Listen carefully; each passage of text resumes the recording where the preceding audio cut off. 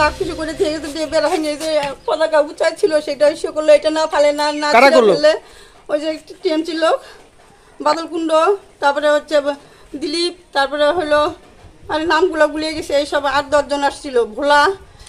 আপনার ছেলে কি বিজেপি করে? আর ভাঙলো কারা? ওই যে টিএমসি লোক। কি কি ভাঙছে? এই যে বেড়া ভাঙে রেখে গেছে, এগুলো কাইটা ফেলে দিল। আর এটা যদি দেখা এটা জ্যান্ত মার্ডার করবে বলে গেছে, এটা খুলতে পারেনি, এটা আমাদেরকে খুলতে বলছে। থাকবে কেন? বিজেপির পতাকাও ছিঁড়ে ফেলায়? ছিঁড়ে ফেলছে সব। কি নাম? মেরে ফেলবে। কি হুমকি দিয়েছে? মার্ডার করবে, মারবে বলে গেল, ডাইরেক্টলি বলে গেল। কি নাম আপনার? আমার নাম মঞ্জু দাস। এই জায়গাটার নাম?